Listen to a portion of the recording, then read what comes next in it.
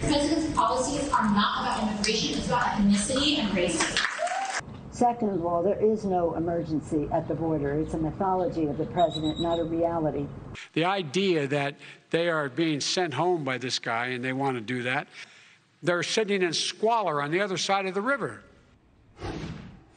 Not too long ago, Democratic lawmakers and then presidential candidate Joe Biden criticized former President Trump on his border policies, now refusing to see the double standard of the migrant crisis going on at this very moment. Here now with reaction is Chad Wolf, former acting Secretary of Homeland Security under President Trump and Heritage Foundation visiting fellow. Chad, always a pleasure to see you. I'll just point out the double standard that we're talking about is that President Biden is sending some Haitians back to their home country, gang-infested, disease-ridden areas of the world, but then on the other side, they're allowing multitudes of people to stay in this country. But there's no criticism from the left and Democrats of what President Biden is doing by basically allowing human misery and suffering to take place all along the border.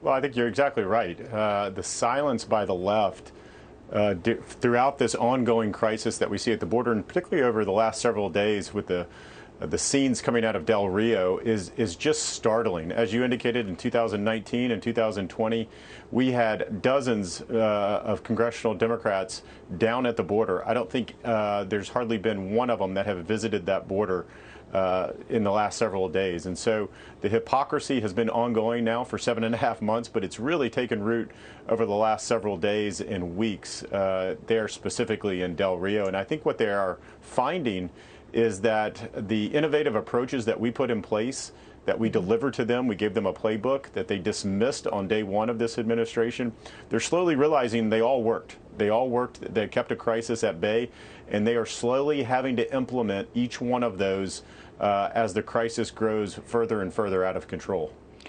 What do you think that they implement now? Because it is Chad, it really is an even bigger morass than you can imagine in terms of the policies that are in play.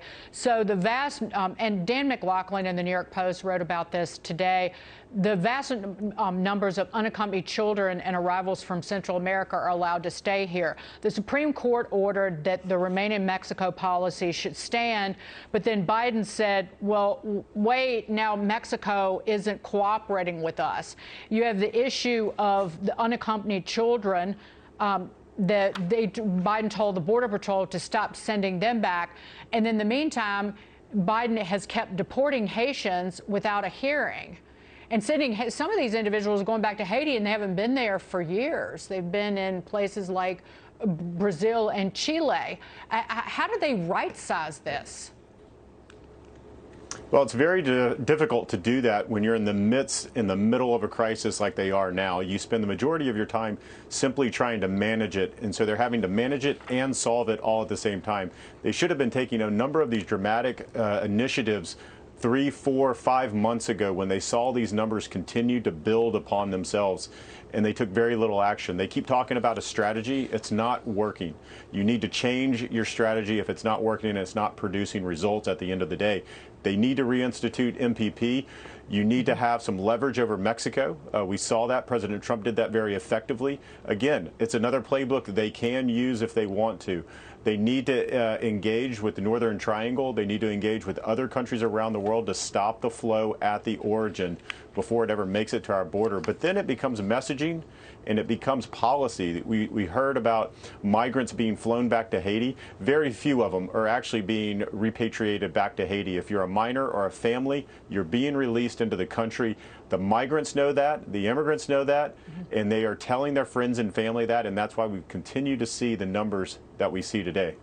The ACLU recently won a court order to stop the Title 42 deportations, but you've said this before.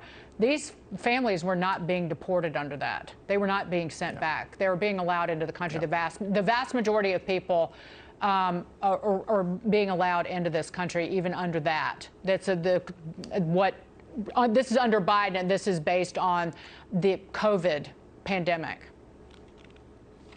And the administration brought that on themselves when they started exempting minors from Title 42, just from a policy point. A policy, it gave the ACLU another argument to make in court, which is to say they're selectively using Title 42. They started not doing that for family units. And so the ACLU had more and more ammunition to sue the Biden administration to say, look, you're haphazardly applying Title 42 to begin with. It's not real, and you need to stop it. And so that's why they won. Again, the Biden administration has brought this on themselves with a very disjointed policy at the border. They keep trying to reinvent themselves. They keep talking about new initiatives at the border. None of it is working. They're in the midst of a crisis that they can't control, and there needs to be some dramatic changes made. Just to put a spotlight on the unfairness that other people are being treated with, people are coming into this country across our southern border illegally.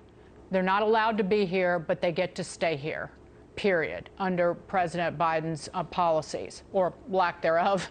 But compare that to, this is a story a friend of mine relayed to me earlier, a family member, fully vaccinated, Canadian, but has a work visa here in the United States, went on a vacation to Italy. And when that individual with a partner flew back into the United States, into the New York area, they went through customs and they were taken into the basement of the airport. And then they were escorted by armed guards to an airplane on a tarmac to be sent back to Canada. And then they had to stay in Canada for an undetermined period of time, eventually being allowed back into the United States. But an individual who has a legal work permit here in the United States is being treated like a criminal, escorted by armed guards. But our border is wide open, and people who are not allowed to be here by law are indeed allowed to be here. Well, that's exactly right. I don't think that there's any rational thought process to what's going on. A lot of these procedures were put in place back at the beginning of COVID when we didn't know what was going on. We didn't know about vaccines. There were no vaccines. We didn't know about testing regimes. We've come a long way since then, and some of these rules need to be looked at, need to be altered, but they need to bring some rationality to it. We heard just recently about how visitors can now come into the U.S. beginning in November from Europe if they're fully vaccinated, et cetera, et cetera. But again, migrants coming across the border illegally will not have any of those requirements.